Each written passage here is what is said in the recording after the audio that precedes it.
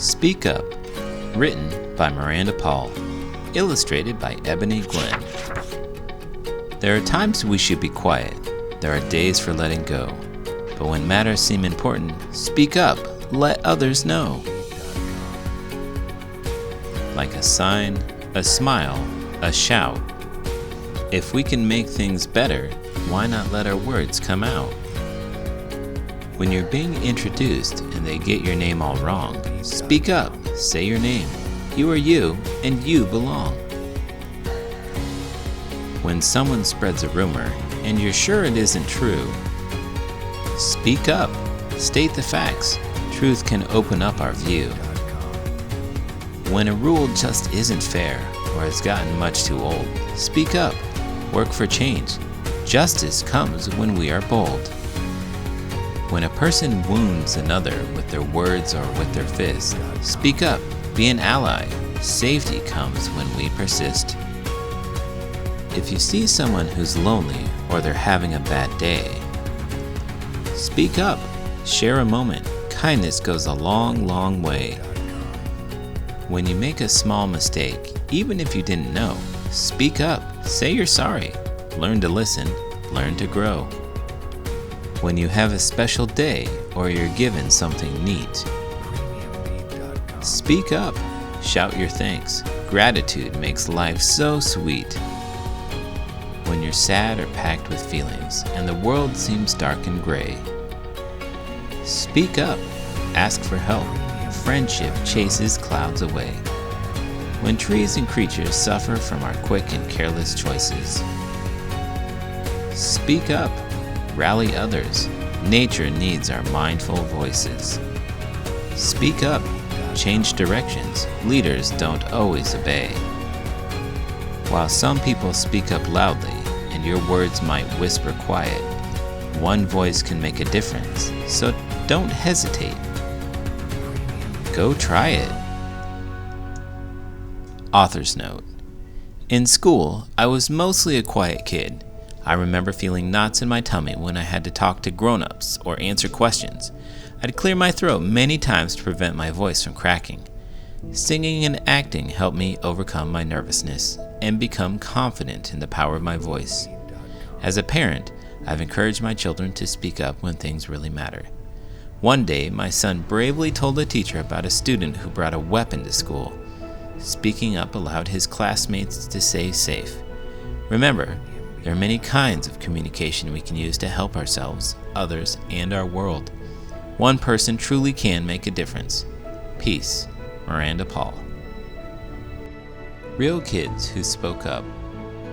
When they were students, Harihan Hari, Srinivasan, and Rakenya Kenya Downs each had teachers who mispronounced their names.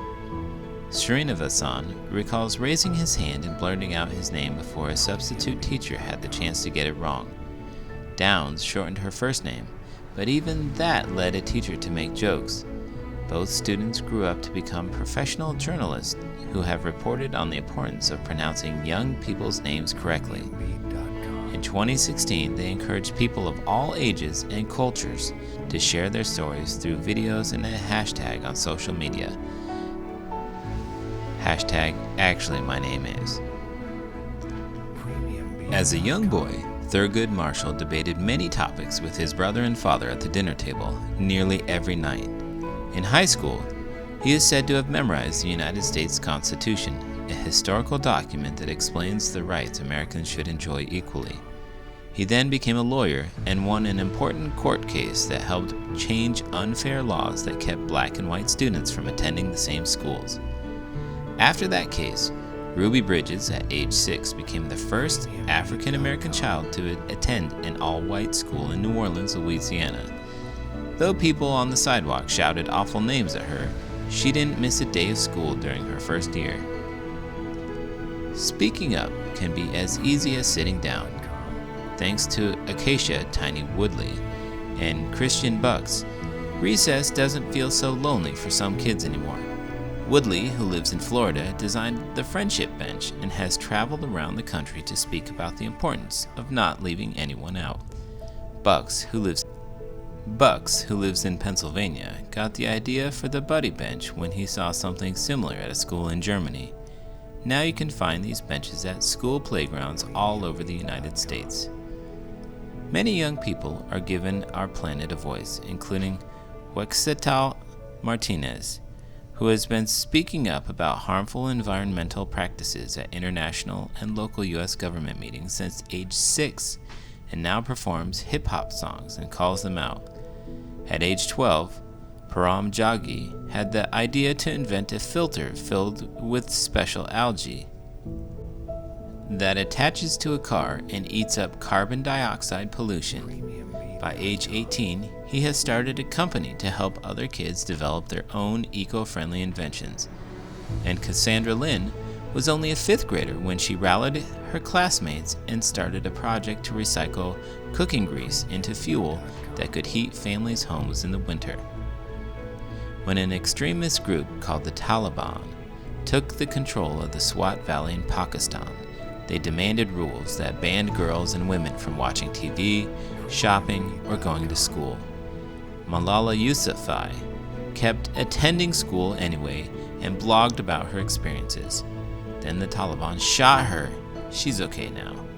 Yousafzai continued to speak out and became the youngest person to win a Nobel Peace Prize, inspiring many girls and women to speak up for themselves, and many men and boys to be allies. She also inspired activists such as Mazoon Al-Mahellan to be bold in their efforts to help girls. Shortly after becoming friends with Yousafzai, Al-Mahellan made history too. She became the youngest Goodwill Ambassador for UNICEF, an important public role that raises awareness about the needs of children worldwide. When should you speak up? Be quiet, let it go. Situation is harmless. Kids can solve the problem. Bad behavior is by accident or mistake. You're trying to get someone in trouble. Problem can wait to be solved later. Speak up, let others know. Someone is hurt or going to be hurt. Adult help is needed. Bad behavior is on purpose. You're trying to get someone out of trouble. Problem is an emergency. Still finding your voice? Here are some ways to speak up without saying a word. Make a sign or work of art. Be a witness. Record what you see or hear. Attend a march or peaceful demonstration. Refuse to join in negative behavior. Send a thank you card. Give a gift. Smile or wave. Sign a petition. Write a letter. Cast a vote. Volunteer your time. Donate money or goods. Read books about all kinds of people and experiences. A special note. The portraits in the mural the kids are painting are left to right: Nelson Mandela, Malala Yousafzai, Martin Luther King Jr., and Ruth Bader Ginsburg.